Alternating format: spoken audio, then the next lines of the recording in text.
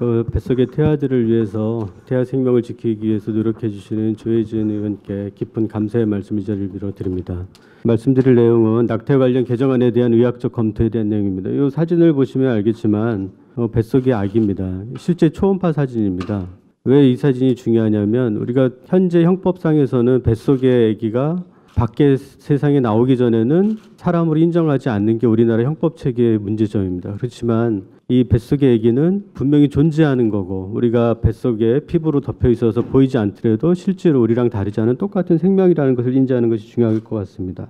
의학 발달의 역사를 보시면 1800년대 중반에 제멜바이스라는 의사입니다. 이 사람은 이제 그 당시에는 세균의 존재와 현미경이 발달되지 않은 상태에서 이상하게 병원에 와서 산모들이 분만하면 1000명당 한 90명이 죽는데 산파가 병원에 오지 않고 산파가 분만하면 1000명당 한 30명이 죽더라. 도대체 왜 그러냐? 당시의 의학 상황을 보면은 해부학교실에서 공부하던 학생들이 그 손에 묻은 더러운 상태로 그 칼을 들고 또 아니면 그런 상태로 가서 옷에 가운도 입지 않고 가서 분만을 했었습니다. 그래서 환자가 감염이 되면은 1000명 중에 90명이 죽더라는 거죠. 이 제멜바이스 의사는 자기 동료가 해부학을 하다가 손에 상처를 입고 그 상처가 덧나서 손목을 자르게 되고 결국엔 사망하는 걸 보고 이 해부학에서 있는 균과 뭔가 연관이 있지 않는가라는 의심을 하게 됩니다.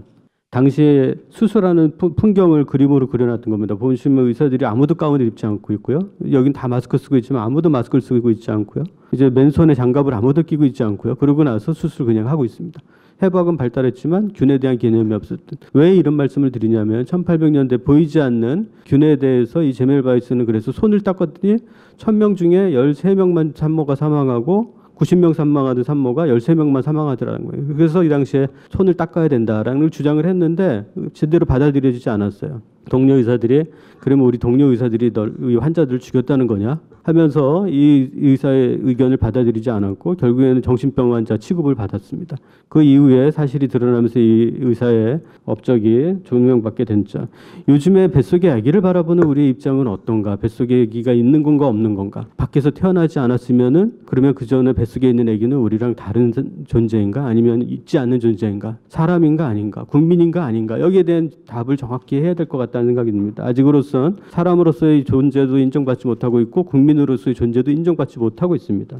한국의 생명의 법적 기준입니다. 보시면 이제 형법에서는 분만 개시부터 생명으로 봅니다. 아직은 뱃속의 아기가 사망케 하거나 하더라도 아까 말씀하신 것처럼 발제해 주신 것처럼 처벌 기준이 없습니다. 그리고 민법에서는 다만 아기가 상속의 대상으로서 인정을 받고 있습니다. 헌법에서는 헌법재판소에서 이번에도 얘기했지만 임신 22주부터는 인간에 가까우니까 임신 22주 이내에서 여성의 자기결정권을 존중하는 입법안을 만들어라라고 헌법재판소에서 만들었을 때 사용했던 것이 임신 22주의 기준입니다. 이것도 사실은 일치하고 있지 않습니다. 그래서 미국의 오하이주 태아 심박동법이 항상 그래도 가장 의학적으로 보면은 가장 정확히 바라보고 있지 않는가 그런 컨셉이 그래서 잠깐 옮겨왔습니다. 그래서 태아 심박동이 이제 확인되고 나서는 낙태를 금하자라는 기본적인 취지를 갖고 있는데 태아 심박동이 나타나지 않는 경우는 태어나지 않은 인간이 태아 심박동은 태어나지 않은 인간이 출생에 도달할 수 있음을 보여주는 중요한 의학적 지표이다. 그리고 인간은 수정 시 전인적이고 유전적으로 고유한 개체가 되면 온전한 인간으로 성숙하기 위한 적절한 환경만이 필요하다. 그리고 태아 심박동이 감지된부터는 95에서 98%의 태아가 만기까지 성장한다. 가만 놔두면 성장하는 거죠, 사실은요. 이런 기본적인 컨셉을 갖고 태아 심박동이 확인되고 나면은 낙태를 제한하자라는 기본 생각을 오하이주에서는 하고 있습니다. 뱃속의 아기가 지금 우리가 이제 임산부가 있으면 바깥에서는 보이지 않지만 뱃속에 아기가 있는 건가 없는 건가 이렇게 실존하고 있습니다. 임신 7주 아기가 심장이 뛰고 있고요. 8주 2일 아기가 이렇게 심장이 뛰고 있습니다. 이 아기를 잠깐 보면은 여기는 임신 9주 5일입니다. 그래서 실제로 9주 5일에 보면은 이렇게 살아 있습니다. 우리랑 다 똑같습니다. 지금 10주부터는 이제 팔 다리가 똑같이 나오고 얼굴도 형성되어 있고 우리랑 다르지 않은 모습입니다. 이제 초음파도 현미경이 발달한 것처럼 이제는 산부인과의 진료 기술이 발달하면서 뱃속의 아기를 이제 2차원 초음파가 아니라 입체 초음파로 볼 수 있는 시대가 됐습니다. 그래서 실제 뱃속의 아기의 모습을 초음파의 몽상으로 직접 들여다볼 수 있는 시대가 됐습니다. 아기한테 어떠한 해도 없이 지금의 아기 10주의 모습을 보면 팔다리가 나와 있고 우리의 모습과 다르지 않은 똑같은 다만 탯줄이 연결되어 있는 그런 아기의 모습일 뿐입니다. 이런 아기가 과연 우리랑 다른가?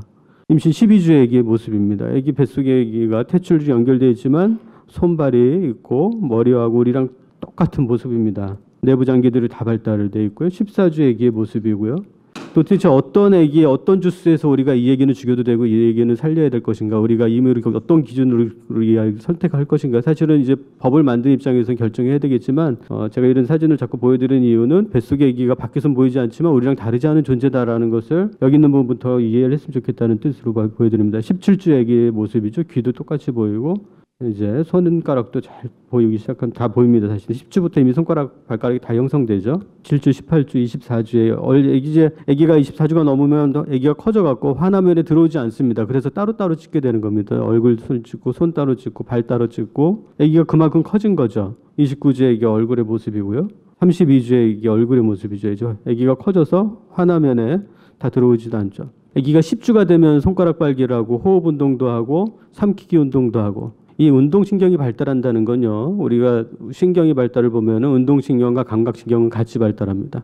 동시에 이 아기의 운동하고 이런 운동신경이 발달했다는 것은 느끼기 시작한다는 겁니다. 통증도 느낄 가능성이 높고, 실제로 14, 16주에는 이제 호흡 운동도 시작하고 24주가 되면은 이제 소리도 듣습니다.